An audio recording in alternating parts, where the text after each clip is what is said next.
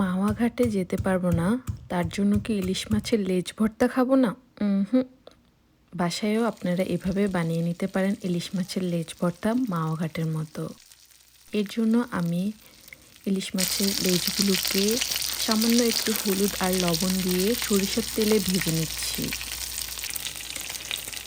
তো আমি মাছগুলোকে এপিট ওপিট করে উল্টিয়ে ভালোভাবে মুচমুচে করে ভেজে নিচ্ছি যাতে কাঁটাটা কম লাগে।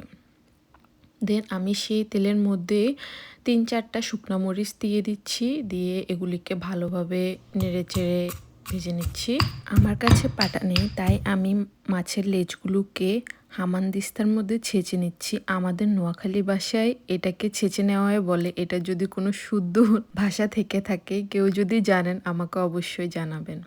দেন আমি মাছের লেজগুলো ভেঙে নেওয়ার পরে এর মধ্যে সেই শুকনো মরিচগুলো দিয়ে ভালোভাবে এগুলোকে হামানদিস্তার মধ্যে গুঁড়ো করে নিয়েছি। দেন এই শুকনো মরিচের সাথে কুচি করে কেটে রাখা পেঁয়াজ দিয়ে সেই পেঁয়াজগুলোকে একসাথে থেতলিয়ে নিচ্ছি যাতে করে শুকনো মরিচ আর পেঁয়াজটা ভালোভাবে মিশে যায়। দেন এগুলোকে একটা প্লেটে নিয়ে নিচ্ছি, দেখতেই পাচ্ছেন। প্লেটে নিয়ে এর উপরে যে মাছ ভাজা সরিষার তেলটা ছিল সেখান থেকে বেশ কিছু পরিমাণ তেল দিয়ে দিচ্ছি। তেল দিয়ে এর উপর ধনিয়া পাতা দিয়ে এগুলোকে ভালোভাবে কচলিয়ে মেখে নিচ্ছি।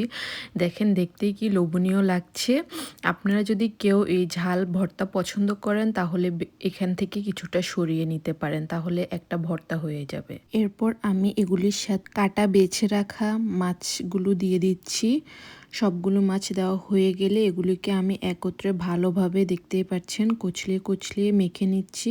একটা কথা বলি, যদি আপনার কারোর সাথে কোনো শত্রুতামি থাকে বা কাউকে কোনোভাবে শাস্তি দিতে চান, তাহলে ইলিশ মাছের লেজ ভেজে তাকে কাটা বাছার জন্য দিয়ে দিবেন, তাহলে আর মুখে কিছু বলতেই হবে না। এই তো আমার ভর্তাটা অলমোস্ট রেডি। আমি টেস্ট করে দেখেছি, আমার কিছুটা পরিমাণ লবণ দিতে হবে। দেন আমি লবণ দিয়ে দিয়েছি। তো লবণ দেওয়া শেষে আমি প্লেট থেকে ভর্তাগুলোকে বাটিতে নিয়ে নিচ্ছি। এই তো আমার ভর্তাটি কেমন হয়েছে অবশ্যই জানাবেন।